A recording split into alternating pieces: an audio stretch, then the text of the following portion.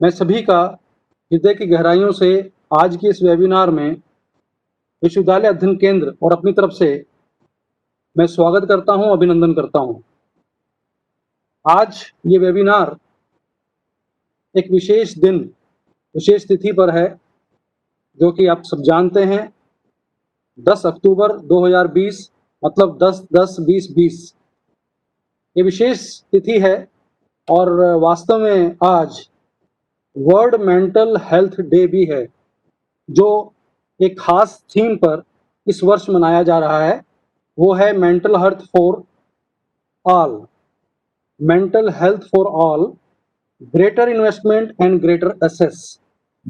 तो इस दिन, इस शुभ दिन में आपका सभी का हार्दिक अभिनंदन। आज का जो विषय है विशेष तौर पे आज के संदर्भ में बहुत ही महत्वपूर्ण है और आज के वेबिनार का चुना गया है वो है राष्ट्रीय शिक्षा नीति 2020 के संदर्भ में विश्वविद्यालयों द्वारा अनुसंधान के उपक्रम, research initiatives in universities in the context of national education policy 2020। आज के इस कार्यक्रम की अध्यक्षता, जिनके आशीर्वाद से हम ये कार्यक्रम कर पा रहे हैं, माननीय प्रोफेसर ब्रिज किशोर कुठेला जी, जो निदेशक पंचनद शोध संस्थान है एवं अध्यक्ष हरियाणा राज्य उच्च शिक्षा नमस्कार की गौरवम उपस्थिति से संभव हो पाएगा। आज के हमारे मुख्य वक्ता जो इस वेबिनार के हैं, मैं उनका स्वागत करता हूं, अभिनंदन करता हूं। माननीय प्रोफेसर सुषमा यादव जी, कुलपति महोदया, भगत फूल सिंह महिला विश्वविद्यालय कानपुर से हैं। माननीय प्रोफेसर सुंदर कुमार जी, जो कुलपति महोदय हैं इंदिरा गांधी विश्वविद्यालय मीरपुर से, वो अपना विषय रखेंगे। माननीय प्रोफेसर राजीव कंसल जी, जो सदस्य सचिव हैं अखिल भारतीय तकनीकी, स्वागत है आपका सर। नमस्कार। नमस्कार। सम्मान के योग्य प्रोफेसर राजीव कपूर जी, जो दिल्ली प्रौद्योगिकी विश्वविद्यालय DTU से हमारे से जुड़े हैं और अपने विषय को रखेंगे। आज के इस वेबिनार में मैं स्वागत करता हूं, अभिनंदन करता हूं और आभार भी देता हूं, प्रस्तुत करता हूं प्रोफेसर ब्रिज किशोर कुठेला जी, जिनके मार्गदर्शन और जिनकी प्रेरणा से आज ये वेबिनार संभव हो पा रहा है। मैं इस वेबिनार में हमारे वंदनीय माननीय डॉक्टर कृष्ण चंद्र आर्य जी, जो अध्यक्ष हैं पंचनद शोध संस्थान के, उनका स्वागत करता हूं। डॉक्टर ऋषि गोयल जी, जिनकी गरिमा उपस्थिति है हमारे साथ, निदेशक हैं SCERT के, हरियाणा संयोजक हैं पंचनद शोध संस्थान के, स्वागत करता हूं। हमारे साथ जुड़ रहे हैं आदरणीय सीताराम व्यास, राष्ट्रीय सेवा संघ के, उनका स्वागत है। सुभाष जी आहूजा, राणा पास कार्यवाहक, उनका भी स्वागत है। आदरणीय रविंदर जी सक्सेना, जो सह प्रांत व्यवस्था प्रमुख हैं, उनके साथ हम जुड़े हुए हैं। हमारे साथ संरक्षक जो विश्वविद्यालय इकाई के हैं प्रोफेसर ओम प्रभात अग्रवाल जी, उनका भी आशीर्वाद आज हमारे साथ है, जुड़े हुए हैं हमारे साथ।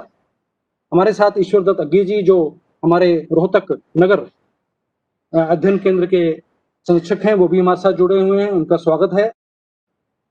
आज इस वेबिनार में विभिन्न विश्वविद्यालयों से हमारे साथ कुलपति महोदय जुड़े हुए हैं, कुल सचिव हैं हमारे साथ जुड़े हुए हैं, विभिन्न संकाय के अध्यक्ष हैं, विभागाध्यक्ष हैं, शिक्षक हैं, बौद्धिक समाज के प्रबुद्ध नागरिक हमारे साथ जुड़े हुए हैं, शोधार्थी हैं, विद्यार्थी हैं। इन सब का तहे दिल से, हृदय की गहराइयों से मैं इन सब का आज स्वागत करता हूं, अभिनंदन करता हूं कि आप इस वेबिनार में हमारे साथ जुड़े।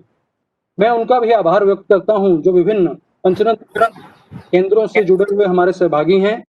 सभी का इस वेबिनार में स्वागत है। जैसे कि मैं बताना चाहूँगा कि आज का जो ये वेबिनार है, इसका कुछ पृष्ठभूमि इस प्रकार से रहेगी, जो कार्यक्रम विवरण इस तरह से रहेगा। पहले विषय का प्रवेश, उसके बाद पंचनद परिचय, विषय की प्रस्तुति होगी, विषय की प्रस्तुति होगी, जो हमारे मुख्य वक्ता हैं 15-15 मिनट का समय लेंगे सभी, और उसके बाद लगभग 10 मिनट का चर्चा एवं प्रश्नोत्तरी का समय रहेगा और उसके बाद अध्यक्षीय उद्बोधन होगा हमारे माननीय बृजकिशोर कुठालिया जी की तरफ से और अंत में धन्यवाद ज्ञापन। कार्यक्रम वेबिनार को शुरू करने से पहले मेरा ये कर्तव्य बनता है कि थोड़ा इसके बारे में पंचनद का परिचय मैं देना चाहूँगा। पंचनद एक जो लोग पहली बार जुड़े हैं मैं उनके लिए रखना चाहूँगा। पंचनद एक गैर राजनीतिक बौद्धिक वैचारिक मंच है जिसमें सामाजिक, आर्थिक, आध्यात्मिक, राजनीतिक, शैक्षिक जो भी ज्वलंत वैश्विक विषय हैं उन पर चर्चा होती है, चर्चा की जाती है और कुछ बनाने का कार्य करता है। कार्यालय चंडीगढ़ में है और पूरे उत्तर भारत में काम करता है। इसकी विभिन्न शाखाएं हैं। हरियाणा, पंजाब, हिमाचल, जम्मू कश्मीर और दिल्ली में इसके विभिन्न अध्ययन केंद्र हैं। माननीय डॉक्टर कृष्ण चंद्र जी इसके कार्यकारी अध्यक्ष हैं और प्रोफेसर बृजकिशोर कुठालिया जी निदेशक का दायित्व निर्वहन कर रहे हैं।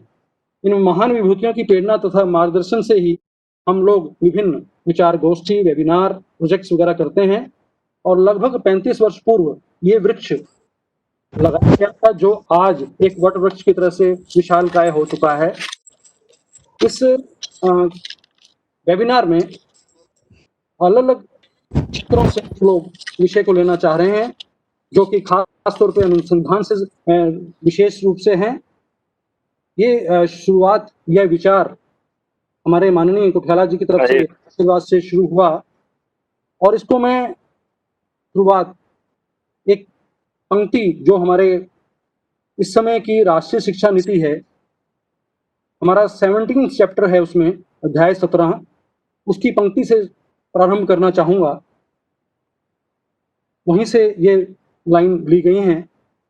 एक बड़ी और जीवंत अर्थव्यवस्था को विकसित करने और बनाए रखने में ज्ञान सृजन और अनुसंधान की महत्वपूर्ण भूमिका होती है, जिससे समाज का उत्थान होता है और लगातार राष्ट्र को और भी अधिक ऊंचाइयों तक ले जाने में प्रेरणा मिलती है। आज किसी भी राष्ट्र के आर्थिक, बौद्धिक, सामाजिक, पर्यावरणिक और बौद्धिक प्रौद्योगिक विकास के लिए शोध का महत्व और अधिक हो गया है।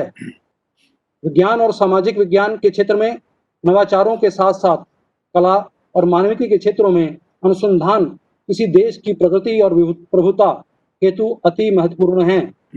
भारत में शिक्षा संस्थानों में अनुसंधान और नवाचार बहुत महत्वपूर्ण है, विशेष रूप से उच्चतर शिक्षा से जुड़े संस्थानों में। ये विचार हमारी राष्ट्रीय शिक्षा नीति, जिसका हम स्वागत करते हैं और बहुत अपने आप में एक इंक्लूसिव कंप्लीट है, उसमें ये रखे गए हैं। उसी विषय को देखते हुए आज का ये हमारा जो विषय है इस वेबिनार का वो चुना गया है, जो कि है राष्ट्रीय शिक्षा नीति के संदर्भ में विश्वविद्यालय द्वारा अनुसंधान के उपक्रम।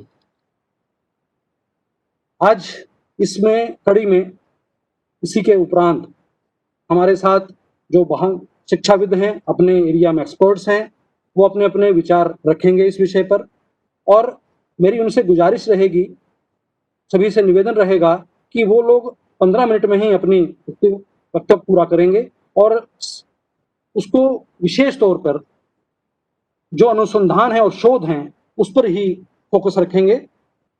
जैसे कि इस बार हमारी नेशनल एजुकेशन पॉलिसी में नेशनल रिसर्च फाउंडेशन के माध्यम से सभी क्षेत्रों में गुणवत्ता अकादमी अनुसंधान को उत्तेजित करने का लक्ष्य रखा गया है। उसी पर आप लोग अपनी वक्तव्य को रखें। तो सबसे पहले आज के इसमें जो वेबिनार है उसमें सबसे पहले हमारे मुख्य वक्ता आज के जो रहेंगे पहली कड़ी में, वो प्रोफेसर राजीव कुमार जी हैं, राजीव कपूर जी हैं, जो दिल्ली प्रौद्योगिकी संस्थान विश्वविद्यालय से हमारे साथ जुड़े हुए हैं। मैं उनका स्वागत करता हूं। प्रोफेसर राजीव जी अपने क्षेत्र में ईसीई में डीटीयू में काम कर रहे हैं, पिछले कई वर्षों से प्रोफेसर पद पर आसीन हैं और इनका सामाजिक क्षेत्र में बहुत ही बड़ा काम है और नाम है। मैं सर आपका स्वागत करता हूं। आप विशेष तौर पे साइंस और टेक्नोलॉजी में जो रिसर्च इनोवेटिव्स यूनिवर्सिटी के द्वारा हो सकते हैं, किए गए हैं और राष्ट्रीय शिक्षा नीति के संदर्भ में आप अपने विचार रखेंगे। आपका स्वागत है प्रोफेसर राजीव कपूर जी। जी, जी। बहुत-बहुत धन्यवाद भाई साहब। माननीय प्रोफ़ेसर कुटियाला जी, माननीय प्रोफ़ेसर एस.के. गखड़ जी, प्रोफ़ेसर राजीव कंसल जी, प्रोफ़ेसर सुषमा जी और प्रोफ़ेसर राजीव कुमार जी, डॉक्टर अश्विनी ढींगरा जी और सभी शिक्षक गण व छात्रों को मैं राजीव कपूर नमस्कार करता हूँ। राष्ट्रीय नीति 2020 विश्वविद्यालयों द्वारा अनुसंधान व परीक्षणों से स्थापित उपक्रम व उसकी सफल कार्यक्रम या प्रयोजन ऐसी जो उद्देश्य है इस डिस्कशन का, इसको मैं आगे रख रहा हूं आपके। यही उद्देश्य शिक्षा नीति का सार है। यह राज्य व राष्ट्र में शिक्षा क्षेत्र में एक आंदोलन लाने की क्षमता रखता है। इसके लिए मैं माननीय श्री कुटियाला जी, राजीव जी और ढींगरा जी व अन्य सभी महानुभावों जो इस कार्यक्रम में शामिल हुए हैं, उनका अभिनंदन भी करता हूं।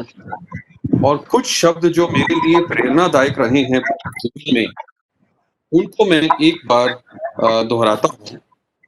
जैसे जीवन का उद्देश्य मानव जाति की सेवा ही होता है, ऐसा हमने स्वामी विवेकानंद जी की जीवनी में पढ़ा। हमें दूसरे में गलती की जगह अपने में गलती ढूंढना चाहिए। समस्या नहीं, समाधान तलाशना चाहिए। ये कुछ नीति नियम हम लेकर जीवन में आगे बढ़े। नई शिक्षा नीति भारत को विश्व के शिखर पर ले जाने के लिए ही बनाई गई है। ज्ञान, सामाजिक सेवा, कौशल, innovation, governance, leadership, non affiliation, स्वायत्तता, कम्युनिटी सर्विस, सेवा, साइंटिफिक टेम्पर, ट्रुथ, सच्चाई जिसे शोध, product design, outcome based teaching, इन्हीं के आधार पर ही जो आज का कार्यक्रम है वो मुझे निर्भर लगता है। जब हम शोध की बात करते हैं तो ये जो पॉइंट्स हैं जो मैंने अभी बताए हैं, ये मैंने भी शिक्षा नीति में से ही लिए हैं और इन्हीं चीजों को साथ लेके हम साइंस और इंजीनियरिंग में इनोवेशन कर पाए। मैंने इन विषयों पर कार्य 2002 में आरंभ किया। बाद में प्रिंसिपल अंबेडकर इंस्टीट्यूट और प्रोफेसर एचओडी बीटीयू और प्रोफेसर के नाते जो उपक्रम छोटे स्तर पर सफल प्रयास करे वो मैं आपके आगे रखता हूं। सबसे पहले विश्वविद्यालयों में मैंने ऐसे बच्चों को तलाशा, ऐसे बच्चों को छांट के अलग करने का किया कार्य कि जो आगे जाके लगा सकें, जो अच्छे शोध को करके किसी भी राष्ट्र का, किसी भी राज्य का एक बैकबोन बन सके आगे जाके। तो इसमें यूनिवर्सिटी के किसी नियम को हमने नहीं तोड़ा, ना ही कोई नया नियम बनाया। हमने तो केवल यूनिवर्सिटी के कार्य पद्धति को ही थोड़ा सा बदल के किया, जो कि उन्हीं के नियमों के अनुसार ही था। करिकुलम जो कि सबसे ही ऐसी चीज है कि जिसकी ऊपर 80% छात्र का जो फ्यूचर है और उसका जो शोध है, उसका को वो अपनाए, ऐसा उसका जो भाव पढ़ने का सबसे ज्यादा जो कारण होता है वो करिकुलम होता है। पर कुछ ऐसा रहा कि करिकुलम को पढ़ाने का तरीका और करिकुलम को नए तरीके से डिजाइन करने का जो तरीका है वो किसी कारण से अगर नहीं भी आ सका तो हमने क्या किया, एड ऑन पढ़ाना शुरू किया। हमने जो उसमें कमियां थी उसको 5 बजे के बाद में पढ़ाना शुरू किया। तो इस तरह से हमने एक जैसे 5 यूनिट का सिस्टम है, ये 5 यूनिट का सिस्टम ही नहीं चलता है। सब्जेक्ट 5 या 6 पढ़ा देने ये भी कहीं ना कहीं कमी का कारण है। तो बदलना तो है, लेकिन बिना बदले भी हम एक जन आंदोलन की तरह भी इसको कर पाए। स्किल यूनिवर्सिटी स्किल यूनिवर्सिटी अलग नहीं है, हमारा ऐसी अवधारणा है। सभी यूनिवर्सिटीज ही स्किल यूनिवर्सिटी होनी चाहिए। और ऐसा संभव है। शिक्षक जो विद्यार्थियों को शिक्षक से विद्यार्थियों को दिया गया जो ज्ञान है, वो हम एग्ज़ाम लेकर उसको नापते हैं, उसे भी बदलना है। तो हमने क्या किया, हम तो एग्ज़ामिनेशन सिस्टम बदल नहीं सकते। अगर हम एक अध्यापक हैं, एक शिक्षक हैं, लेकिन हम उनसे जो ऐसे उनसे चीज़ें बनवा के, उनसे एक्स्ट्रा उनके साथ टाइम लगाकर, हम उनको उस मापदंड को ऊँचे स्तर तक लेके जा सकते हैं, ऐसा हमने प्रयास किया। हमने 40 से 60 इंडस्ट्रीज़ का एक ग्रुप बनाया। उन इंडस्ट्रीज़ की सहायता से हमने बच्चों को प्रैक्टिकल दिए, जो क्लास में प्रैक्टिकल होते हैं। इंजीनियरिंग की इंडस्ट्री का टेस्ट डिज़ाइन का पैसा बचा और बच्चों ने उसमें से लेटेस्ट सीखा, जो अभी इंडस्ट्री को चाहिए। हमने हर साल इंडस्ट्री मीट करवाकर वहीं से कुछ बड़े प्रोडक्ट्स बनाने का विचार लिया। उनसे सीखा कि ये चीज़ें हमें बनानी चाहिए इंडस्ट्री की सहायता से। और आप मेरी बात मानिए कि बहुत सारी ऐसी भारतीय इंडस्ट्रीज़ हैं, जो थोड़ा-थोड़ा पैसा लगा सकती हैं। हम भारतीय सरकार से तो बहुत पैसा ले लेते हैं, लेकिन थोड़ा-थोड़ा पैसे से भी कार्य होता है। तो वो थोड़े ही चाहिए होते हैं, किसी भी प्रोजेक्ट या प्रोडक्ट को बनाने के लिए बहुत ज़्यादा करोड़ों में पैसे नहीं चाहिए होता। तो ऐसा मेरी अवधारणा है और ऐसी मीट में मैंने सभी लोगों को आमंत्रित किया और उससे जो विचार आए, उसको आधार मानकर हमने प्रोजेक्ट्स असाइन किए। इंक्यूबेशन सेल हर जगह बन रहे हैं, पर कुछ होता नहीं है।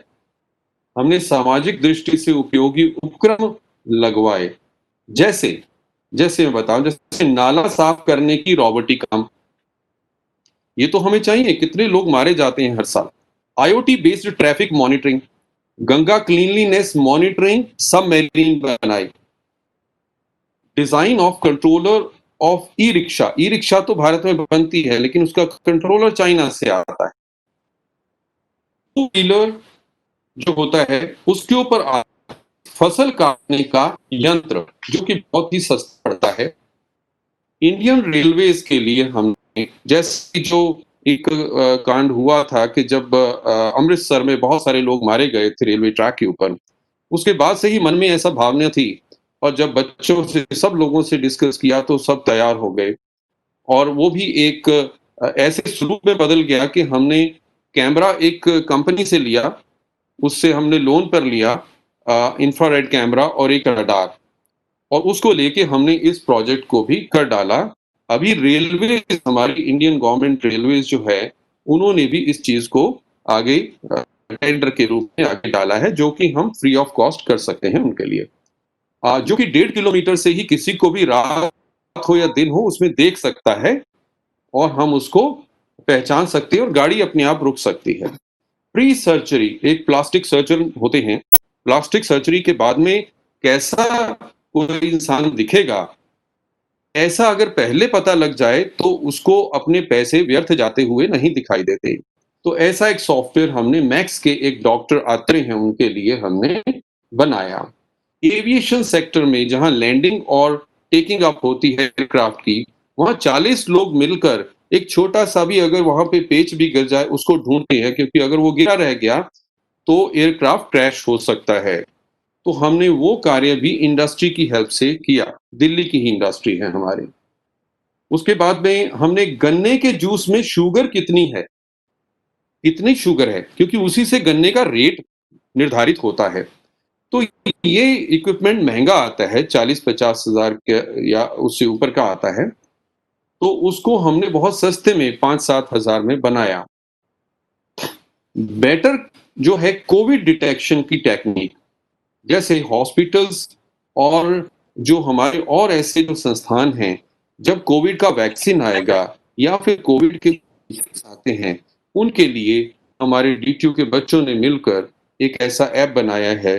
वो फ्री ऑफ कॉस्ट हम देने को तैयार हैं। उसका हम एक दिन हम लॉन्च करेंगे। मेरी आत्मनिर्भर सीरीज़ चलती है, उसमें हम उसको लॉन्च कराएँगे। और उसमें हम कफ और स्नीजिंग डिटेक्ट कर रहे हैं, तो जो कि अभी हमारी कोविड की ऐप में नहीं है। हमने दांतों का अल्ट्रासाउंड बनाया।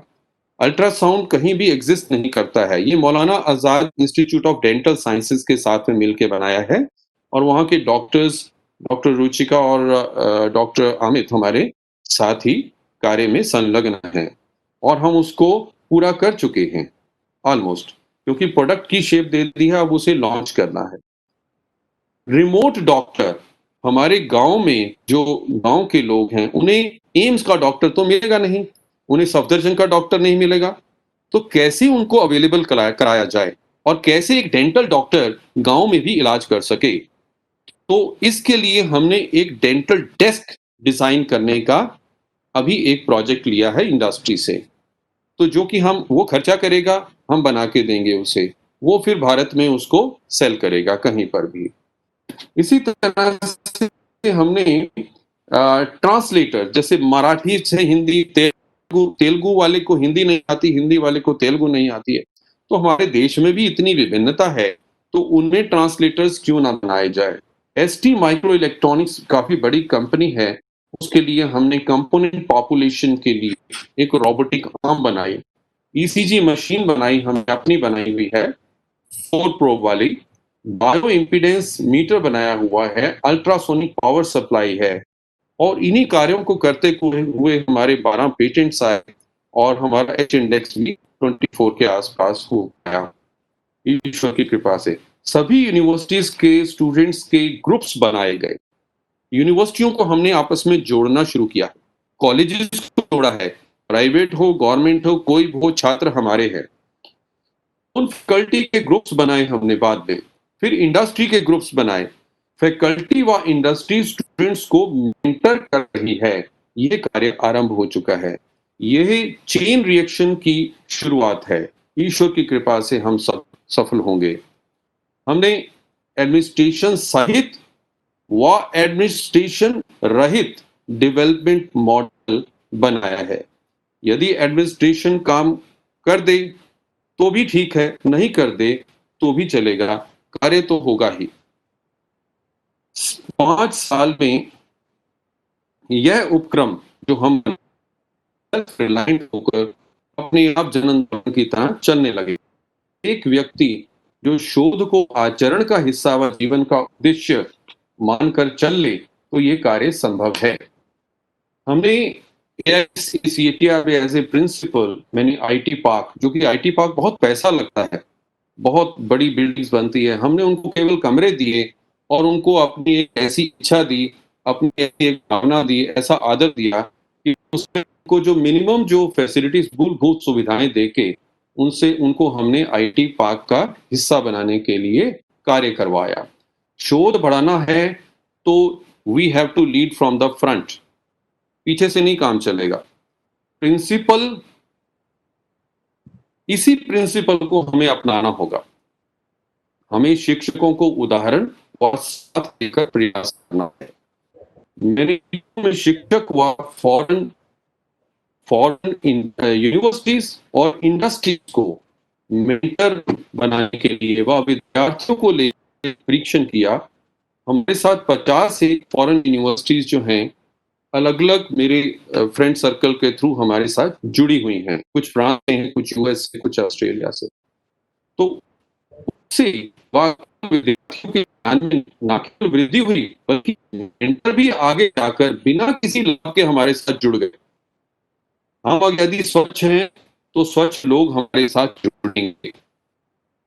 भारतवर्ष में मानव संसाधन की कमी नहीं है, कमी है तो एक निश्चय वित्तीय लाभ को रखकर पर लाभ की भावना को लाने की आवश्यकता है। हमने इसी भावना से एनएसआईटी वाईएमसीडीटीओ में कार्यरत रहते हुए शिक्षा में एक आंदोलन लाकर छोटे स्तर पर शिक्षा को विभिन्न कारणों से अपूर्ण होते हुए भी पूर्णता लाने का एक कार्य किया। पूर्ण हरियाणा राज्य आत्मनिर्भर हो, इसके लिए विश्वविद्यालय संचालक को एक आंदोलन लाना होगा। बच्चों व सभी शिक्षकों को विश्वविद्यालय के सभी एकेडमिक परचेजेस निर्णयों में शामिल करना होगा। अच्छे छात्रों को की राय भी ऑफिशियली सुनी जानी चाहिए। अंबेडकर कॉलेज में मैं प्रिंसिपल के होते हुए मैंने रिटर्न में ये किया और अब वो उनका रूटीन बन गया है कि छात्र भी परचेजेस में शामिल हैं, जो अच्छे नंबरों वाले छात्र हैं। कार्य में पारदर्शिता की अति आवश्यकता है। अति आवश्यकता है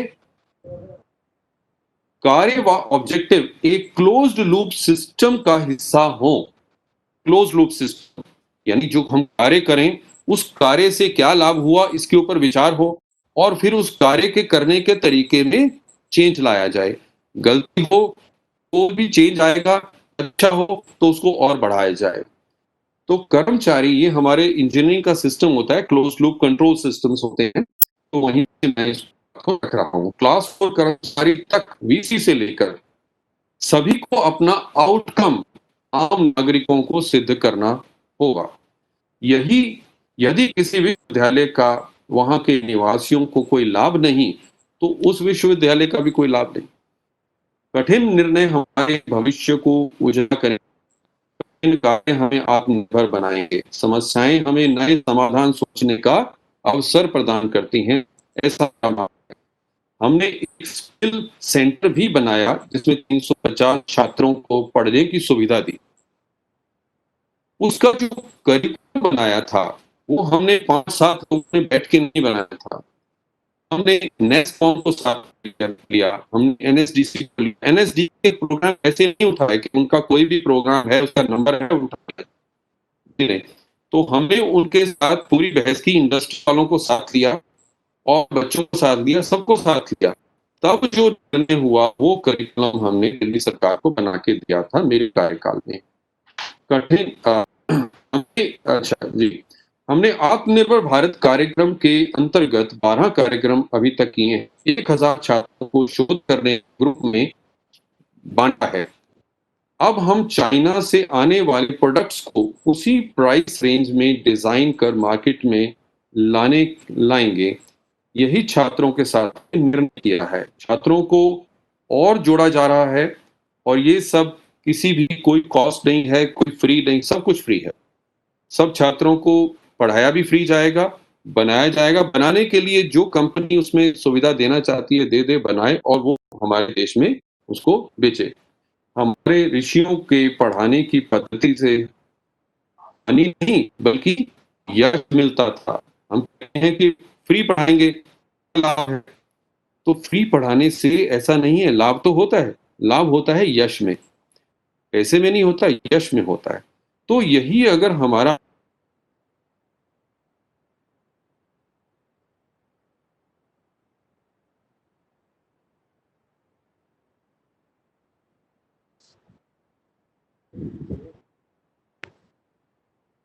फॉरेन यूनिवर्सिटी को अपने कार्यक्रम में सहयोग के लिए साथ लिया है। हमने दिल्ली के एमएसएमई सेक्टर, गीता कॉलोनी का जो एमएसएमई सेक्टर है को भी साथ लिया है। जयपुर को साथ लिया है। ऐसा हर व्यक्ति जो कुछ करना चाहता है वो हमारे ग्रुप का हिस्सा बन जाता है। यह भी एक तरह का उपक्रम है जिसमें बिना पैसा लगाए डिजाइन बना भी सकते हैं और सीख भी सकते हैं। इन शब्दों के एक थोड़ा सा मैं बोलना चाहूंगा कि बहुत आंदोलन हुए। अब भारत को आत्मनिर्भर बनाने के लिए शिक्षा में आंदोलन की ही अति आवश्यकता है। ईश्वर हमारी इस भावना को अवश्य पूर्ण करेंगे। तो इन शब्दों के साथ मैं फिर एक बार सभी उपस्थित शिक्षकगण, शिक्षणार्थियों को, माननीय प्रोफेसर कुठियाला जी को व सभी ऑर्गेनाइजर को हृदय से आभार व्यक्त करता हूं कि उन्होंने इन विचारों को सुनने के लिए समय व स्थान दिया। इसी के साथ मैं अपनी वाणी को विराम देता हूं। नमस्कार, बहुत बहुत धन्यवाद। धन्यवाद प्रोफेसर राजीव कपूर जी।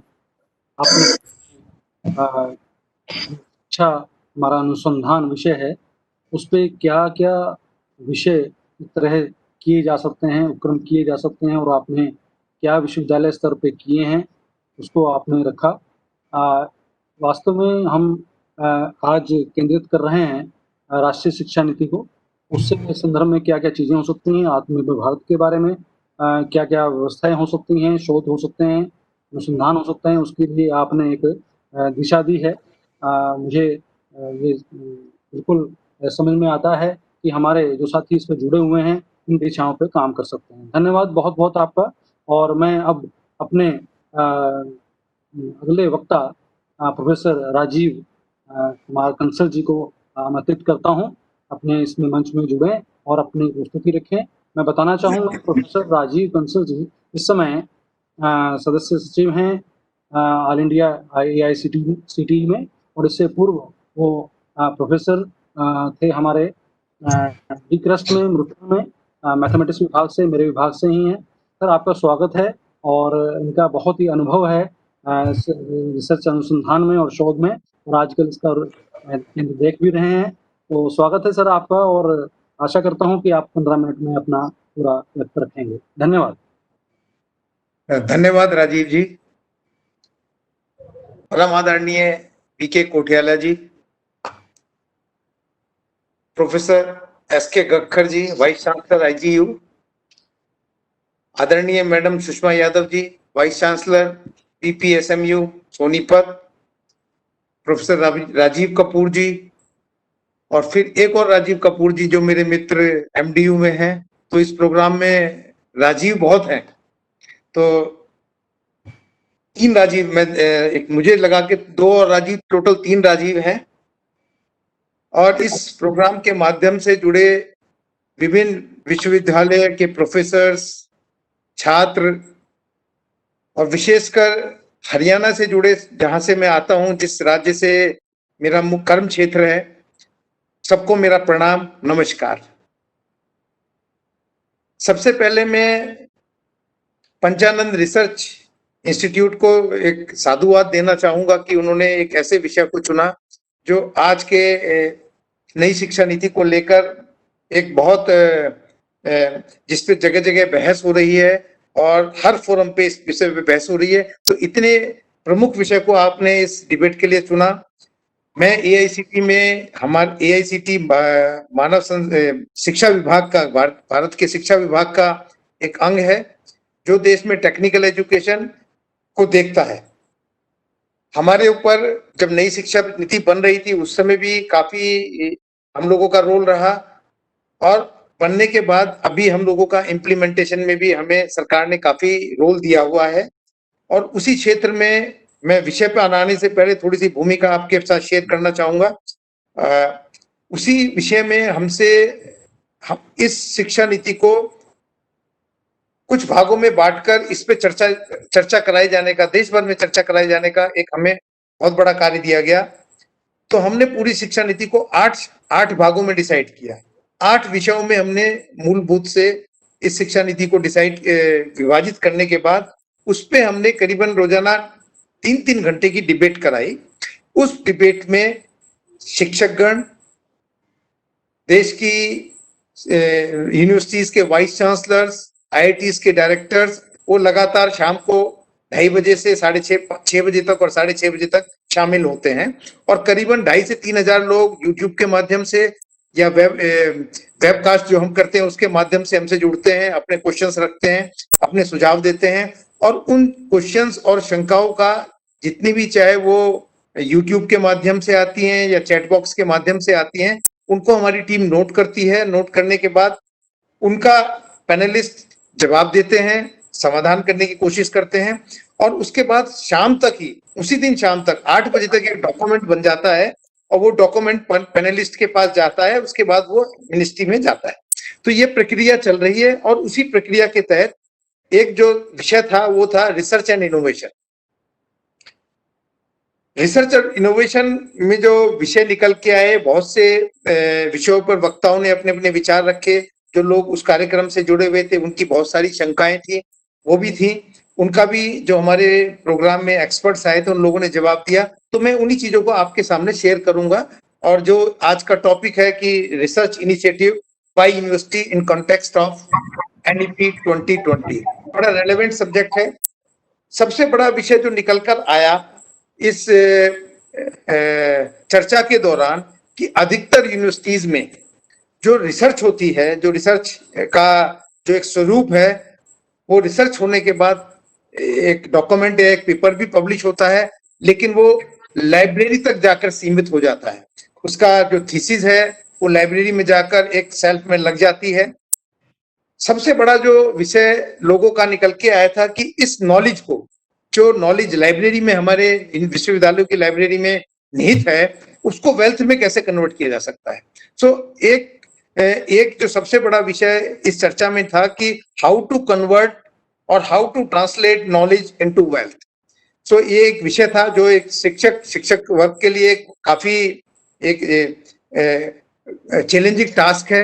कैसे अपने ओरिएंटेशन को चेंज करना है, कैसे हम नॉलेज को वेल्थ में कन्वर्ट कर सकते हैं, ये एक बहुत बड़ा विषय हमारे ऊपर था। दूसरा विषय जो निकल के आया कि हम अगर जैसे मैं मैथमेटिक्स बैकग्राउंड का हूं या जैसे प्योर मैथमेटिक्स में है, तो केवल हम प्योर मैथमेटिक्स में अपनी रिसर्च को करते हैं। अगर इस रिसर्च को हम मल्टी डिसिप्लिनरी बनाए, मल्टी डिसिप्लिनरी रिसर्च, अगर इसमें ब्लेंडिंग हो, मैथमेटिक्स वाला फिजिक्स के साथ भी हो, उसके साथ कोई इंजीनियरिंग डिपार्टमेंट भी जुड़ा हो, तो शायद वेल्थ को कन्वर्ट करने में बहुत आसानी होगी। इसके लिए एक सुझाव जो उसमें था कि हमारे डिपार्टमेंट साइलोस हैं, छोटे छोटे तहखाने में काम करते हैं, वो अपनी जो बाउंड्रीज है किसी दूसरे विभाग को एंटर करने की इजाजत नहीं देते हैं। और यहां तक है कि अगर एक प्रोफेसर के पास एक लैब है, तो उस लैब में उस विभाग का दूसरा आदमी भी नहीं जा सकता है। ये एक समस्या हर विश्वविद्यालय की है। इस समस्या से इवन देश का आईआईटी और देश का प्रमुख संस्थान भी नहीं छूटा हुआ है। जब तक ये एक हमारी सोच या समझ रहेगी, तब तक रिसोर्सेज का यूटिलाइजेशन नहीं होगा।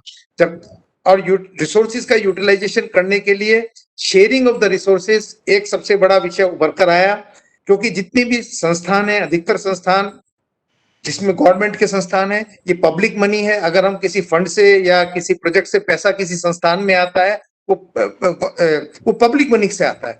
तो उस कोई इक्विपमेंट का जो कॉस्टली इक्विपमेंट है कोई लैब में, तो उसका उपयोग ना ही संस्थान के लोग बल्कि और बाहर के लोग भी अगर आपके संस्थान में आकर उसका उपयोग करना चाहते हैं, तो एक प्रक्रिया के तहत उसको एक सहायता ये प्रदान की जा सकती है। तो एक ये हमें अपना थोड़ा सा कल्चर, जो लोगों का सुझाव था कि चेंज करने की एक आवश्यकता है। तीसरा, एक जो अभी नेशनल रिसर्च फाउंडेशन की बात हुई, उसका डॉक्यूमेंट अगर आपने किसी ने देखा हो तो नेशनल रिसर्च फाउंडेशन का डॉक्यूमेंट नीति आयोग की वेबसाइट पे है। हमारे पास भी आज आया है, कमेंट्स के लिए कहा है, और जनरल पब्लिक भी उस पर अपने कमेंट दे सकती है। तो वो आज ही हम लोगों ने उसको डाउनलोड करके पढ़ना स्टार्ट किया है। उसको पढ़ने के बाद उस पर हम नेशनल रिसर्च फाउंडेशन का जो डॉक्यूमेंट बन रहा है नीति आयोग द्वारा, उस पर भी अपने सुझाव देंगे।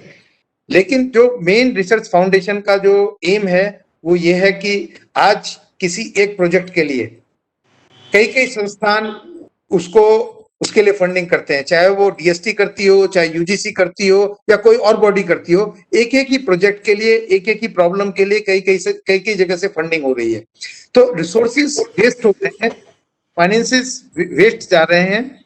इसको खत्म करने के लिए और जो लिमिटेड हमारे पास फंड है उसको यूटिलाइजेशन करने के लिए नेशनल रिसर्च फाउंडेशन की स्थापना की जा रही है।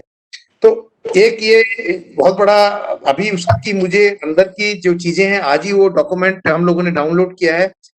मैंने उसको पूरा अभी पढ़ा नहीं है, बहुत बड़ा डॉक्यूमेंट है, करीबन 45 पेज का डॉक्यूमेंट है। उसको पढ़ने के बाद मैं इसमें अपने और कमेंट दे पाऊंगा। एक जो अभी मैंने सोशल इश्यूज हैं, जो हमारा रिसर्च कल्चर है, वो सोशल इश्यूज को एड्रेस बहुत कम करता है। तो एक जो उसमें परिचर्चा में निकल के आया कि रिसर्च प्रॉब्लम्स को सोशल इश्यूज के साथ कनेक्ट होना चाहिए। चाहे अगर कोई यूनिवर्सिटी और संस्थान विलेजेस के पास है, तो विलेजेस की समस्याओं को समझकर उन पर शोध कैसे की जा सकती है, उस पर हमें सोशल इश्यूज को हमें एड्रेस करने की रिसर्च के माध्यम से हमारी विश्वविद्यालयों को कोशिश करनी चाहिए। एक जो विषय निकल कर आया वो था कि सॉल्यूशन टू ए प्रॉब्लम, जो हमारी अप्रोच होनी चाहिए, we have to give it through research solution to a problem rather than solution looking for a problem. So this approach we have to see। और ये बहुत कुछ सोशल इश्यूज से related है कि हम जाकर समस्याओं को बाहर निकलकर देश में और हमारे समाज में जो समस्या है उनका अध्ययन करके उनके समाधान की ओर जाएं।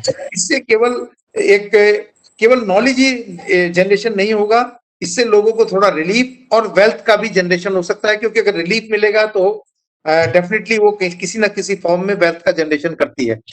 एक विषय जो निकल कर आया वो बहुत डिबेटेबल विषय है, जिस पर काफी चर्चा हुई। वो ये था कि identifying capabilities of a faculty. जैसा कि हम सभी लोग जानते हैं, अधिकतर लोग शिक्षक हैं, कि हर शिक्षक की अपनी अपनी एक विशेषता होती है। बहुत से शिक्षक रिसर्च में उनका कंट्रीब्यूशन बहुत अच्छा होता है, लेकिन बहुत से टीचर, एक जिसको चैंपियन टीचर्स बोलते हैं, टीचिंग के लिए उनका योगदान बहुत अच्छा होता है और वो स्टूडेंट्स के बीच में काफी उनका फेमस रहते हैं, बच्चों के वो काफी चाहने वाले रहते हैं। तो we have to identify such type of teachers and we have to give freedom for such teachers, those who are champion teachers in teaching, to give more emphasis on. We should not expect much research from them, but those who are very very good in teachers, we should not also expect much teaching to them. So this freedom we should give to our universities, our regulatory body, whether it is AICTE or UGC, because UGC and AICTE, they have assigned minimum hours for a teacher for teaching. So universities, they find difficult to assign less load to our teachers. So these regulatory bodies, they have to change their rules and all such things. Lot of autonomy is required to give in this direction to our institutions. Now, one another thing that we are going to implement in AICTE, that we are started a culture, like in school there is a culture of tinkering lab. To most of you, you will be aware of the tinkering lab started by Niti Aayog. Now we are also starting a culture of idea labs. Idea labs is this is parallel to the tinkering lab. A lot of facilities will be available in such laboratories, and students can go and they will function 24 hours. And in these labs, students of any discipline, any area, they can go and they can work, they can explore whatever ideas they have in their mind in these labs. And we are attaching industries to these laboratories, idea labs. We will fund some of them laboratories, idea labs. Initially, we have thought that the expenditure on establishing this lab will come out to be rupees 1 crore, which is not a very high amount. And that 50% amount will be sponsored by the industry. Industry is also eager to invest in such type of idea labs because they have the CSR fund, they can easily do it. So such type of innovative ideas our universities can also find out. But the ultimate thing is we have to empower our faculty, we have to give them ample freedom, and our academic bodies, research bodies, they should be very dynamic. They should not be conservative. If there is some proposal which is interdisciplinary, then the academic bodies or the research bodies of the department, they should be bold enough to approve such a proposals.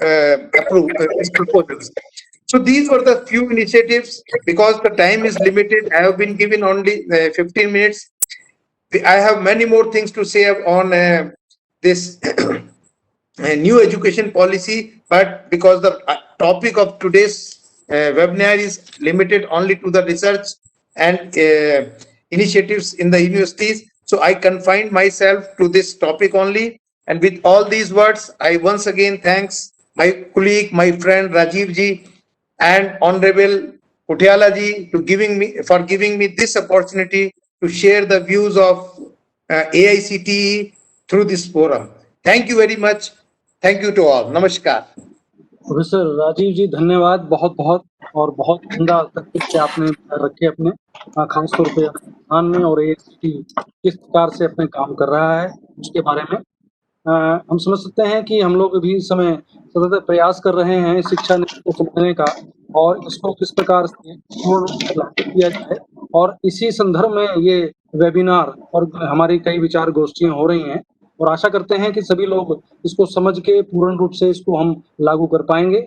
नए नए आयाम इसके देखे जा रहे हैं, और बहुत खुशी की बात है कि मैं समझता हूँ कि पहली ऐसी शिक्षा नीति है जिसमें कि इतना विचार मंथन हो रहा है, खास तौर पे उसको समझने के लिए और उसको लागू करने के लिए। तो निश्चित रूप से एक अच्छी पॉलिसी है और ये लागू करते वक़्त भी हम बहुत अच्छे तरीके से इसमें कामयाब होंगे, ये पूरी आशा है। आपने बहुत अच्छे तरीके से रखा कि नॉलेज को वेल्थ में कैसे कम करना है, ये बहुत बड़ा चैलेंज है। हमें इसका सबको मंथन करना चाहिए और वास्तव में इंटरडिसिप्लिनरी नेचर का समय है, बढ़ावा देना बाकी है। धन्यवाद बहुत-बहुत। अगले हम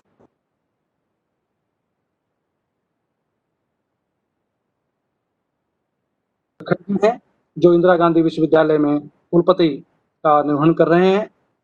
मैं समझता हूँ इनका रिसर्च में, अनुसंधान में मैंने देखा है बहुत ही काम हैं, बहुत ही प्रोजेक्ट्स हैं, खास तौर पे क्योंकि ये हमारे महर्षि दयानंद विश्वविद्यालय से जुड़े हुए हैं, मेरे पुराने मित्र हैं। मैं समझ सकता हूँ कि ये अनुसंधान की गहराइयों में जो विश्वविद्यालय में स्तर पर हो सकते हैं, उसके लिए बखूबी एक बात रख सकते हैं।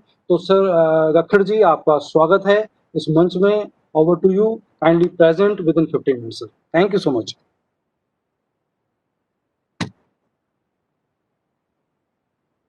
Thank you, Dr. Rajiv. Am I audible? Audible sir, very well Audible.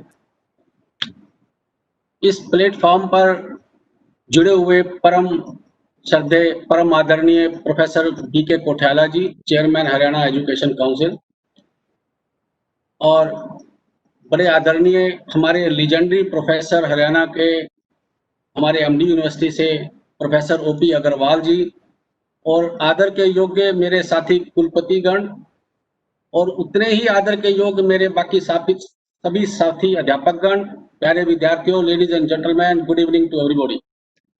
10-15 days before, when Dr. Rajiv asked me, he is a good friend of me and he is an intelligent guy, and he said कि जी आपने पिछली बार examination में बात की थी, आप अच्छे researcher हैं, आपकी बार आप रिसर्च पे बात करो। My ego was inflated and I said yes, I will do it.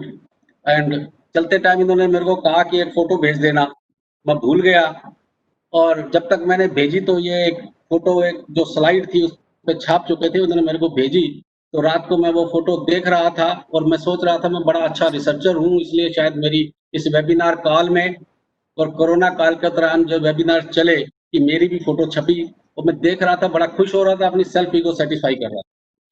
थोड़ी देर में one question cross my mind, am I able to achieve my long life term research goals which I set 35 years ago when I joined MD University Rohtak? The answer from inner conscious came no, in capital letters. मैंने दूसरा सवाल पूछा, am I able to achieve mid-term goals which I set 35 years ago? Then the answer came no, that too in capital letters. तो फिर मैंने पूछा क्यों नहीं, मैंने क्या रिसर्च में कम टाइम लगाया? अपनी लाइफ पूरा 35 साल का मैंने अपना जब ब्यौरा दिया तो मुझे पाया कि 50% of my life I spent in research, rest 25% in teaching, rest 25% in administrative work which was assigned to me from time to time, and 50% in research included my holidays, my Sundays, my night hours, and so on and what not. Then where was the failure? Why couldn't I achieve the life-term goal in my life? Didn't I have a funds? No, I had funds. I completed about 15 to 20, about 15 extramural research projects from different funding agencies. ICMR, I'd name any funding agency, I was having the funds. I had 5 developmental projects, maybe it is a SAP, it is a FAST, it is a DBT, bioinformatics sectors and all that. Then where was the failure? In spite of that, I had 100 publications, 100 gene sequences which I submitted, 20 PhD students, and many more things, establishing labs, 20 PhD students. And where was the failure? क्यों नहीं मैं अपने life term के achieve गोल कर पाया? Then the answer came from my inner heart.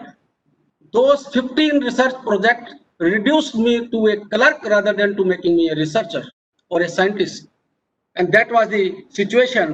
Or then what were my goals actually in my life? मेरी माँ अनपढ़ थी पर इंटेलिजेंट थी। मुझे हर साल बुखार हो जाता था, मेरे को डॉक्टर के पास लेके गई।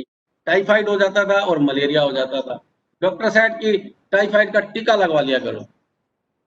मेरी माँ ने कहा मलेरिया का भी टीका लगा दो। कहने लगे मलेरिया का टीका नहीं है। तो at that time I decided okay I will make the malaria vaccine and I dedicated my life in that. पर ये मेरे साथ ही नहीं था, across the globe to date no one could make the malaria vaccine successfully, and parasite was more clever than the human beings are. Now moving further in research, having all that set my labs in Maharishi Dayanand University like a world class labs, जैसे चिड़िया घोंसले को बनाती है, एक तिनका इससे अगला तिनका उससे, डिफरेंट फंडिंग एजेंसी से प्रोजेक्ट ला के मैंने घोंसला बनाया। और ये सारी शॉर्ट स्टोरी थी मेरी। And then I read as doctor Rajiv said कि मुझे नेशनल एजुकेशन पॉलिसी के तहत रिसर्च में बात करनी है। I read the national education policy and the establishment of research foundation and my work on experience, I distilled everything or the abstract which I am going to present to you. And research is no different than teaching, you know. I slightly different than from Dr. Rajiv. Whosoever is a good researcher, he will be a good teacher. Whosoever is a good teacher, he will be a researcher also. Wonderful teaching can be done in a research embedded environment. And these are the two sides of the same coin, and research obviously can help improving education and create better society around us. And these things, you know, मुझे एक research क्या है, मुझे एक Einstein की छोटी सी story याद आ रही है। एक बारी आइंस्टीन ने एक क्वेश्चन पेपर सेट किया and he passed on to his assistant, and after some time assistant came, sir आपने तो पिछले साल का क्वेश्चन पेपर सेट कर दिया। उन्होंने कहा yes I know it. Then same students, same set of student जो प्रीवियस में दिया, अभी फाइनल में आपने दे दिया। Einstein emboldened and said, now this time answers are different. This is kind of research we require. Now you see, अक्टूबर का महीना शुरू हो गया, त्योहारों का सीजन की तरफ हम बढ़ रहे हैं। अभी नवरात्रे, दशहरा और दिवाली। अब की बार दो इंपॉर्टेंट घटनाएं जो देश में हुई, पहली कोरोना वायरस पेंडेमिक, दूसरा हमारा LAC बॉर्डर्स।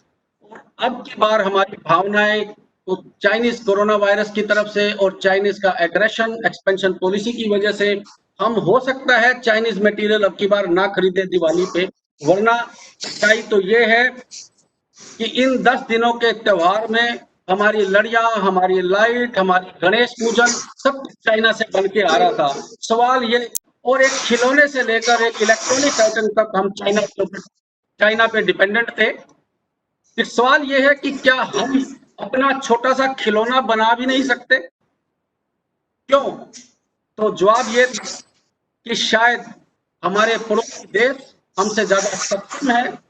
क्यों सक्षम है?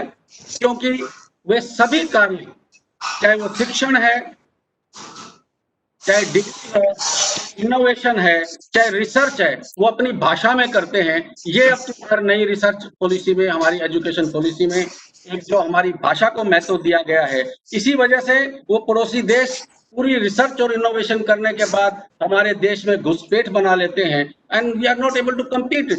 मैं उसकी रिपोर्ट पढ़ रहा था वर्ल्ड इंटेलेक्चुअल प्रॉपर्टी राइट की, कि चाइना के पास 13 लाख लगभग उसके पास पेटेंट्स यूएसए के, जिसमें से केवल 10% नॉन चाइनीज रेजिडेंट्स के हैं। यूएसए के पास 6 लाख प्लस पेटेंट्स और हिंदुस्तान हमारे देश के पास केवल 45,000 पेटेंट्स, जिसमें से 70% एनआरआईज के हैं। तो ये हमारी व्यवस्था है। तो क्या हम केवल दूसरों को ही सेवाओं देने के लिए बने हैं? ये हमारी रगों में घुस गया है कि हमने केवल सेवाएं ही देनी है। अब इस न्यू एजुकेशन पॉलिसी के साथ शायद समय आ गया है, हमें बदलना है।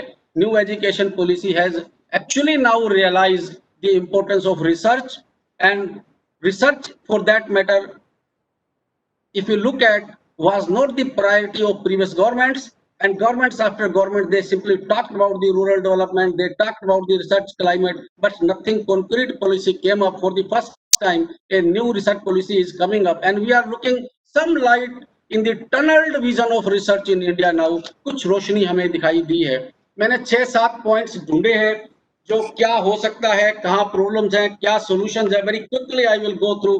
पहला is first is the quality of research in India. We are having so many institutes such as we think and there is not even a single institute in India which is comparable to the best of the world. Maybe like best of, we have IITs, we have Indian Institute of Sciences, but can we compare it when one of the best institutes like Harvard, MIT, Berkeley or Cambridge? We have none. मैं science को छोड़ दूं, मैं अपने पड़ोसी देश, पड़ोसी राज्य की दिल्ली की बात करूं, Haryana, we are having thousands of colleges. Do we have even a single college in Haryana when we say, yes, here is the college which is comparable to the Shri Ram College of Commerce of Delhi? We don't have. So probably this policy now should change, this should be the game changer, because here assessment and accountability has been put in and policy encourages and permit to retain even IPR and so on. So maybe this time the situation may change it. One of the core objective of the policy is about generating and sharing ideas, which is widely applicable in real lifetime setting. On the contrary, if you look at quality research in India, principally hinges on the doctoral research work. PhD के ऊपर हम निर्भर हैं. अगर हम PhD Haryana में देखें या आस पड़ोस के में देखें, मेरे को ऐसा लगा पिछले कई सालों से, पिछले खास करके 2 दशक में, जहां PhD करना आसान हो गया है, MSc करना मुश्किल हो गया है. Within 2 years of registration, people submit their thesis. Topics are decided. Flora and fauna of Haryana with a special reference to Tiliar Lake. उस तिलियार लेक से बाहर नहीं निकलते. They want to study alteration in the services of the State Bank of India across, and State Bank of India special reference to Rohtak region. तो जो संकीर्णता है and lot of plagiarism, there was large number of about 45,000 PhD theses have been produced. Where will they go? We have to check for them. 11,000 fake journals we are having, and those plagiarism. मेरे को वो Watson and Crick का पीछे कुछ last year वो याद आ रहा था. ये सेंचुरी उनके नाम से है, who invented DNA, and Nobel Prize was conferred on him. He little bit statement he gave, gender bias. He talked about the DNA in the blacks and the whites. His all Nobel Prize and his all scholarship in his name, in his all building his name. He was stripped off. So यहाँ where we have to take the stringent actions, where we have to do these kind of things. Next, second thing is the examination, which probably hinders, as Dr. Rajiv Kapoor from DATU said, examination we have not been able to change, but the pattern we have to change the little bit with the things. Actually, examination system in India determines the Indian higher education system. Actually, alas, it should have been the research which should determine the higher education system. And this is the examination, one after examination, after the examination, actually killing the creativity of the students, and best minds are destroyed. And another important thing which I could see is talent search for research. When I say talent research, there is a decline in motivation to do research. There is no excitement in do research. There is no interest in doing research. They simply want a degree. We need people who are excited about research in India. We need people who are excited about their profession. Teaching becomes the last profession. You have to learn from Finland, where everybody wants to become a teacher. Nobody wants to become their administrator IAS. In India, everybody wants to become IAS rather than a teacher. We have to worry about it. And we have to do something about rural India, which this national education policy is taking care of. They want to establish a wonderful IITs kind of researcher institutes in rural part of the India. Future probability of future of India actually is, unless and until some creative minds come out from the rural India, that will determine the future of India. Second important thing, Dr. Rajiv was talking about from AICT, connectivity. I will talk about connectivity is not about the internet and mobile. Connectivity is the sharing of labs. We have mega silos. We don't want to allow, as he rightly said, we don't want to allow one researcher to enter in another researcher. We have to do something. Some collaborators, some international collaboration. International collaborations की तो हम बाद में बात करेंगे. पहले आपस में within the departments there should be a collaboration. That is somehow we are lacking. And another important policy in the new education policy comes, fortunately, where I realize that there will be no age limit for mentors. After 60 years, one is getting retired. When you have plenty of ideas, आप उसी pension के साथ आप उसे allow कर दें research करने के लिए, he will be happy to do it. And probably this taking care of keeping an experienced faculty active in research among the young faculty. Higher education institution is a great advantage to an institute for capacity building and get large international funds. That is to be taken care of in this. Another important thing, if I talk about the creativity and innovation, as they were talking about, are very important thing we should be worried about. Somehow creativity and innovation is being killed by our examination system.